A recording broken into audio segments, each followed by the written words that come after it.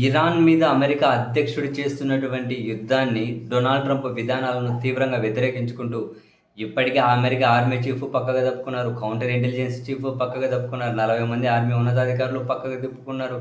రక్షణ శాఖ సెక్రటరీ పక్కగా తప్పుకున్నారు. నౌకాశాఖ సెక్రటరీ పక్కగా తప్పుకున్నారు.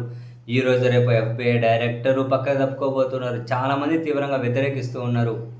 అమెరికాను ప్రపంచాన్ని ఇది పూర్తిగా కష్టాల్లోకి నెట్టివేస్తుంది ట్రంప్ తలతిక్క విధానాలు అని చెప్పి ఆయన మానసిక పరిస్థితి కూడా బహిరంగంగానే మానసిక పరిస్థితి మీద సందేహాలు వ్యక్తం చేస్తూ ప్లకార్డులు పట్టుకొని అమెరికా వీధుల్లో రోడ్ల మీదకి వచ్చారు జనం.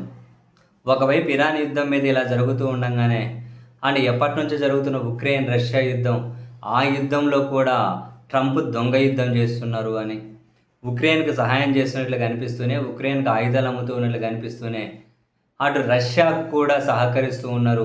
ఈ యుద్ధం ఎక్కువ కాలం కొనసాగే ఆ ఎత్తుగడ అవలంబిస్తున్నారు అని ఇప్పటికే ఉక్రెయిన్లో అమెరికా రాయబారిగా పనిచేసిన బ్రింక్ అనే ఆమె 2025లో ఆమె పక్కగా తప్పుకున్నారు. అసలు వద్దురా బాబు, ఇంత దొంగ యుద్ధం చేస్తున్నాడు ట్రంప్, ఇవేం విధానాలు, ఇవేం యుద్ధం, బహిరంగంగా ఏమో ఉక్రెయిన్కి సహకరించుకుంటూ ఆయుధాలు అమ్ముకుంటూ మరోపక్క రష్యాకు కూడా సహకరిస్తూ ఉన్నారు.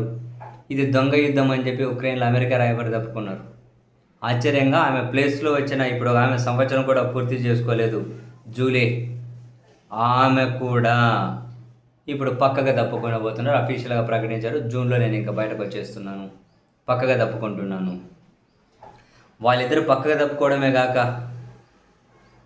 బహిరంగంగానే తాజాగా బ్రింక్ ఉక్రెయిన్లో అమెరికా రాయబారిగా పనిచేసి పక్కగా తప్పుకున్న ఒక పబ్లిక్ ఈవెంట్లోనే అమెరికా అధ్యక్షుడు డొనాల్డ్ ట్రంప్ దొంగ యుద్ధం చేస్తున్నాడు, ఉక్రెయిన్ కంటే రష్యా అధ్యక్షుడు పుతిన్కి ఎక్కువ సహకరిస్తున్నాడు, నియంతల పక్షం వహించడం అమెరికా విధానం కాదు, ట్రంప్ కూడా నియంతలాగే వ్యవహరిస్తూ ఉన్నాడు, ఈ దొంగ యుద్ధం చూడలేక నేను US రాయబారిగా రాజీనామా చేశాను, నా స్థానంలో వచ్చిన ఆమె కూడా ఇదే కారణాలతో రాజీనామా చేసేస్తుంది, ప్రకటించారు జూన్లో తప్పుకుంటున్నట్లు అని చెప్పి ఈ ట్రంప్ దొంగ యుద్ధానికి దండం పెడుతూ పక్కగా అమెరికా రాయబారులు ఇద్దరు ఏకంగా దీని కోర్స్ అమెరికా విదేశాంగ శాఖ ఖండించింది, ఇదంతా నిజం కాదు, వాళ్ళు ఆరోపణలు చేస్తూ ఉన్నారు అని.